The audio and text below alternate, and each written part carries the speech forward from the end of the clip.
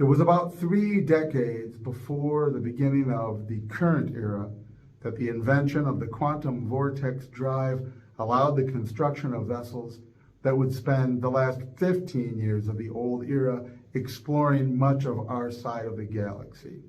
One of the sad and disturbing aspects of that, the excitement being drowned out by finding so much of the galaxy being lifeless when science fiction and hope had led us to believe otherwise. There were aliens, though, however. Of course, we encountered first the pucks by radio transmission, sending our first messengers there by vortex drive, through them being introduced to the Caltex, who of course already knew that Earth existed. It remains controversial how long ago they first visited, as their word for us, Terran, and our planet Terfinsian, seems to have influenced our actual culture. The pucks from planet Puxiswitney are subterranean creatures by necessity. Long ago, they learned to explore the surface of their world through small apparati that developed into periscope-like devices that over time became the almost puppet formation we see today, where much of their social interaction, their entertainment, you name it, takes place on the surface through the avatars of their puppets. But the pucks, being an almost impossibly thin, cartilage-composed entity, they move through all forms of soil with the little nubs on their bodies almost as quickly as we can move through air. Their culture is remarkably alien, but they have learned to mimic ours because of their desire to live through puppets on the surface. We first heard from the pucks by transmission and were puzzled at the odd physiology they appeared to display based on their movements and communication. They had adopted enough of our language through intercepting our signals to be able to communicate. But when our first vortex drive ship, the Starship Liberty, arrived to meet them, there was the disastrous cultural miscommunication where our astronaut, one of them, was killed because he was mistaken by the pucks for a puppet who tried to modify his mechanism from beneath.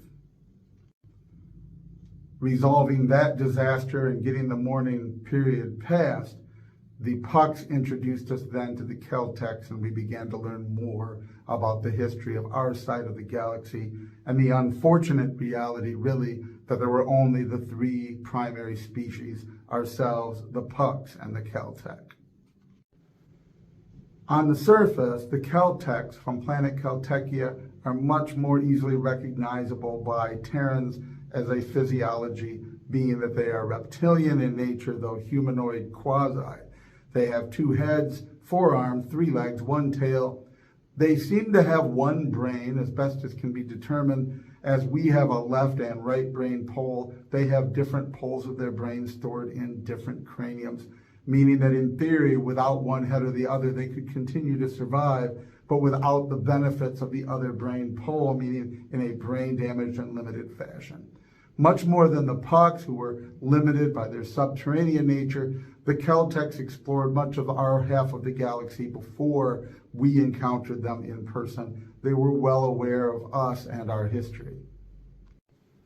Not too long after becoming on friendly terms with the Caltex and the pucks came the Great Flood, or the Deluge, the disastrous, multiple, highly destructive energy waves emanating out from the galactic core that destroyed many planets in our half of the galaxy. In fact, the Caltex and the pucks were forced to evacuate what they could. Most of their species were lost in the destruction, but they were able to relocate what was left to the solar system. The pucks have been given the planet Mars. We now call it Puxiswitney, which they prefer over New Puxiswitney. It's something cultural with them. The Caltex are in various tropical zones around the planet Earth. This blending together, the convergence of the alien species we knew with us in our solar system on this side of the galaxy, is what led to the new nation state being referred to as the solar convergence. Not long after the Great Deluge, we discovered out in space it had left small wormhole-like structures which allowed for rapid transit to far points on the other side of the galaxy or perhaps further. We attempted, for reasons that are practical, To generate such an anomaly right in the solar system, we succeeded, but the one we succeeded in creating is not very large, only several feet. Therefore, we constructed a station on our side of the aperture that then extends in through to the other side, where there's another half of the station at another point on the other side of the galaxy. Therefore, passage to the far side of the galaxy happens by crawling through the tunnel and going into the second half of this station. Having named the station Bryn Gustafsson in honor of the captain who first made contact with the pucks, the part of the station on our half of the galaxy is called Bryn, and on the other half, Gustafsson Station. It has been quite a construction project to get the necessary people and materials through the small aperture and to seek out the necessary resources to continue construction and exploration on that side of the anomaly. Which brings us up to what would be our present in the solar convergence. 127 years SC, we have begun exploring the far side of the galaxy with gusto. The discoveries that we've made have been everything on that side of the galaxy is as science fiction would have imagined it, and that we did not find on our side multiple species being reported in unique and interesting situations week after week. We will begin including those briefings in this list online. This is Pictures from the Milky Way. Before the destruction of their homeworld Kelteckia, the Keltec civilization might not have been noticed on first glance. The large industrial and technological centers of their civilization were places they worked, not lived. For all of their off time, the Keltecs preferred to live in their natural, ancient environment, mainly around swamp and marshland. Like suburbanites commuting into a metropolis for work, but nobody lived in the metropolis, and everyone lived the most natural lifestyle they could when they were on their off hours. Since the destruction of their home world in the deluge and their relocation to the solar system, they have been busy trying to replicate that way of life on Earth. Living most of their natural life underground, the Pucks conversely discovered that life above ground was so deeply fascinating to them, they began to live through the drones they first invented in their antiquity to explore the surface world. A culture of almost puppetry exists where the Pucks live in the soil, but they act out their life through avatars on the surface. Since their homeworld, Puxiswitney, was destroyed also in the deluge, they found the perfect home adapting the soil and surface of Mars. Their interactions with other species are almost comical. They have developed a system where a large box-like apparatus that carries the soil contains them inside, while an avatar sits above the surface to communicate and interact. These little boxes on wheels can be seen everywhere on Terfinzian, also known as Earth. On the planet Oswar, far across the galactic core from Terfinzian, the Ancient Ones reach their limbs up towards the purple haze of their star. Only the Ancient Ones create pods, and in the fullness of time, the pods release and parachute gently down in bundles of leaves to take roots with their toes in the soil. The twiglings roam free on the surface every day, but at night they dig their root toes into the soil for nutrients. Such life is in the glow of the purple star and in the shade of the Ancient Ones where the twiglings dance and sing. Thus are the trees of Oswar. On the icy, snowy, frozen planet Samoranai, across the galactic core from Terfinzian, lives the snow.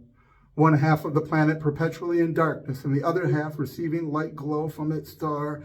Nevertheless, right there along the border between permanent night and permanent day, the living snow, whose cell membrane is made of slush and ice. A vast, gently shifting ocean wave of snowdrift after snowdrift. When we have communicated with the snow, it is not entirely clear whether it is one or many, rather it seems confused by the question. But across timeless wind and gentle breeze and sparkle lives the snow of Samoranai. A few gears, a few pedals, and a timing chain, and the humanoid bipedal form becomes a bicycle.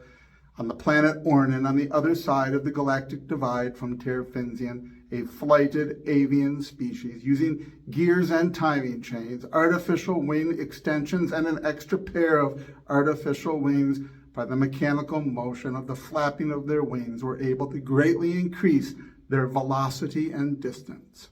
By the time we first encountered them, the industrial age conflicts between continents meant that with some rudimentary body armor and jet packs attached, they were able to screech into battle with high-level ordnance. As our technology is modified to suit our form, so is theirs, and it continues to go in unique directions. No wonder our astronauts who met them first coined them as the Sky Fighters of Ornan.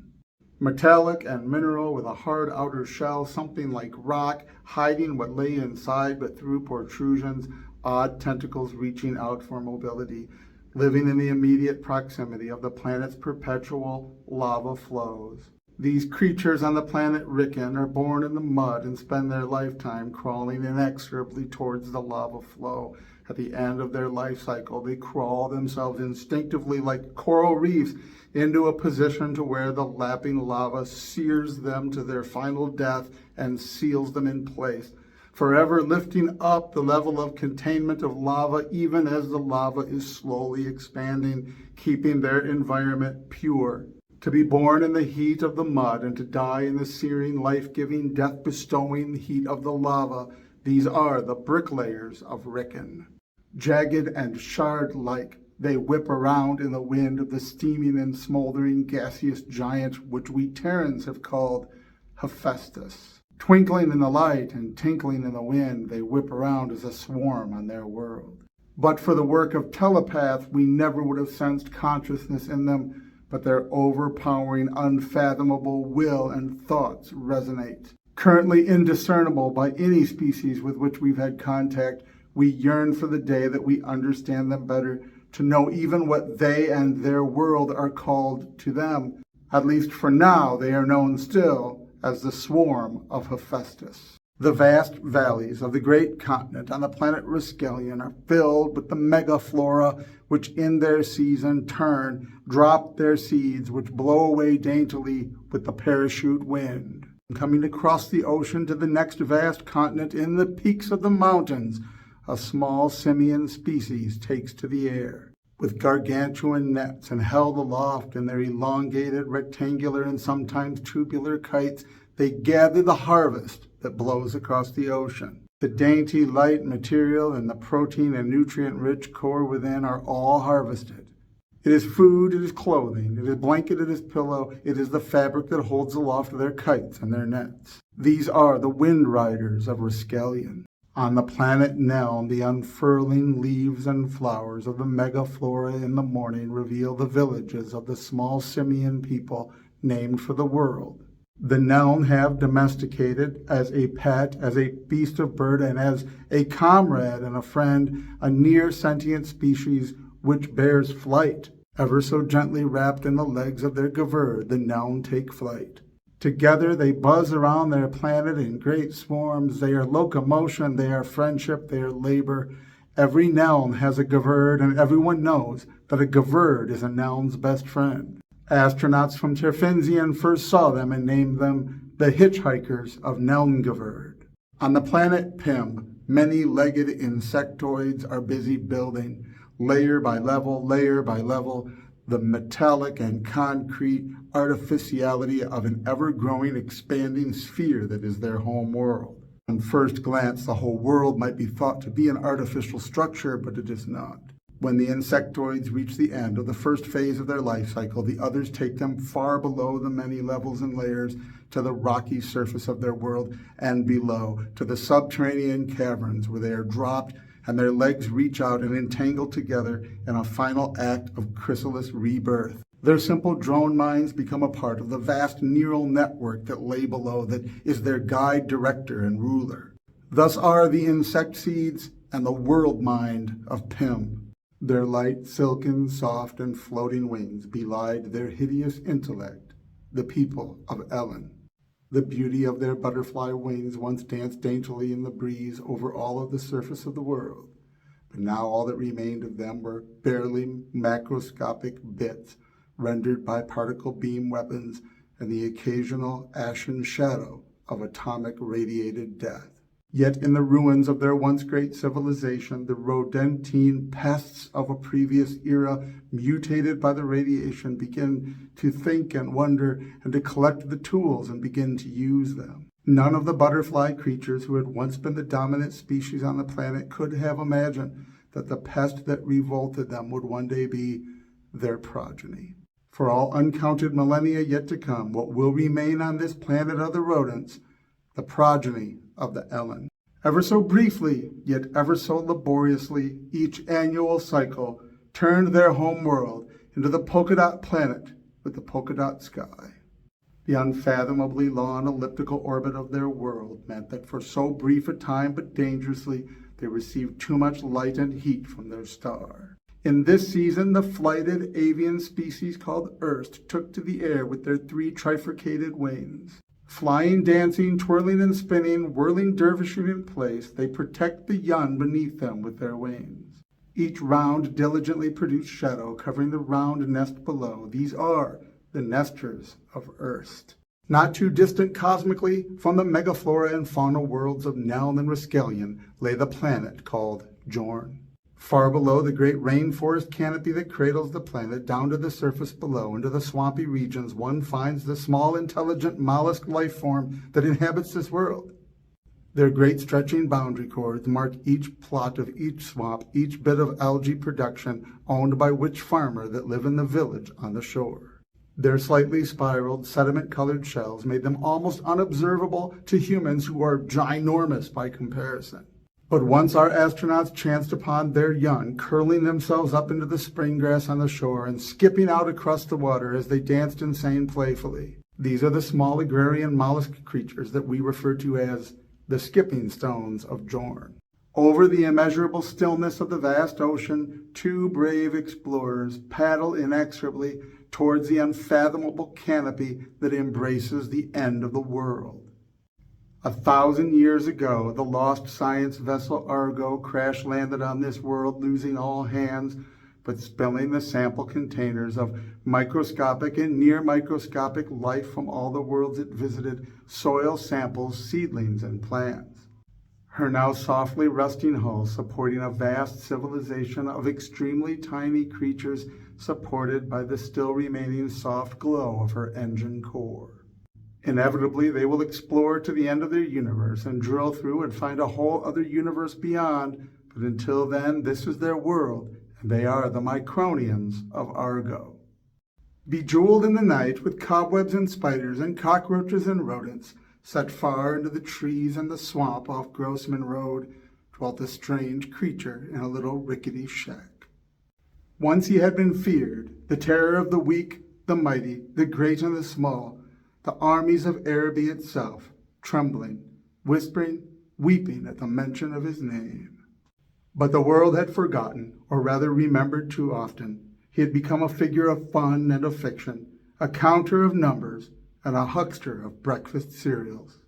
So unpassionately did he despise his unlively unexistence and yearn for the sweetness of oblivion, yet he would wait ages upon ages for the tide to turn again. He is the vampire of Manchester, Michigan. Dangling as she is perpetually from the tree, with the noose tight around her neck, it is manifestly impossible for her to be screaming, and yet the piercing death knell, undying, eternal undeadness, echoes every night at midnight. When her husband had died fighting the Confederacy, she could no longer live with herself. But the horrible humor of Satan, the forces of darkness, the curse and damnation of her own sin, whatever you call it, a bubble in space-time, capturing her at this moment, a subspace, spatial anomaly, trapping her eternally in the moment of her demise, unable to go further and unable to go back. To the terror of all so unfortunate as to overhear, to the constant annoyance of the vampire who lives a few miles away, she will here be trapped perpetually. They call her the ghost of Sharon Hollow. In a soot-sodden neighborhood near the Rouge plant on a side street running between Oakwood and Lawndale, a little house sits on a corner. A woman sits in the corner by the window near the pedestrian busy street. Leaving it open a crack, she waits for someone, anyone, to tell her story to. Hours turn to days, which turn into weeks, time after time telling the young man her story of her abuse and captivity and the narcissist who controls and uses her. Until finally the day comes where he does what he must. He kills the abuser and moves into the home, but finds her unable, by psychological chains, to be set free. And so it goes ever onwards as a great cycle, till the next young man sits by the window by the hedge and listens to her tale. She is no victim. She is a serial killer by proxy. They call her the captive of Detroit, Michigan. Shipwrecked on a serene coast, near a majestic forest and an impossibly clear lake, he waits. He had no way of keeping track of time as he understood it until that day that one boat came ashore and a man. Thanks to everything he had learned in the meantime, he could now trace it back. That was the day that the Vikings arrived on this coast. Nearly 900 years later, as the first gas-powered buggies sputter near his door in a home filled with impossibly priceless knickknacks and paperweights, historic artifacts. Now in his twilight years, with only a few thousand of our years left in his natural life expectancy, he wonders whether he will live long enough to ever see home. Until that day, if that day, keeping his identity and existence secret from the primitives around him, he waits. He is the castaway of Duluth, Minnesota. The war was over, and the soldier came home. The riots in Detroit of 1968 weren't technically a war, but he had certainly discharged his weapon frequently enough and seen enough bodies. It felt like it. Totally bizarre, almost cosmically perverse, barely an hour's drive away from this mega-city landscape, a small country house, a wife waits for her soldier to return. With the smell of hay wafting in the windows and the record player set firmly to El Martino, the happy reunion takes place. They talk, they dance, they try to forget. Yet this beautiful way of life, faced with the torrent of those that would tear it apart, somewhere in the distance echoes, I think I'll go somewhere and cry myself to sleep. Seeming ancient as a haunt of dusty spirits, forgotten trolls, and cranky gnomes, the mansion home on the hill had become his prison. Though the three-story home fairly narrowed at the top, somehow it retained 4 minuscule rooms. It was here that his missing wife had labored, poring over equations and geometry nearly beyond his grasp, a small desk in a small room as he had listened to her occasional pacing, almost panicked shuffling around these attic rooms. Missing now a year, seeming vanished in the musty air of her own attic, her husband suddenly solved the equation. He followed her map, left behind in the equation, shuffling to and fro, from one room to another, closing a door, opening a door, starting this way and that. He unlocked the cosmic key beyond height and width and depth and time. He abruptly fell through the fairy door and found his beloved.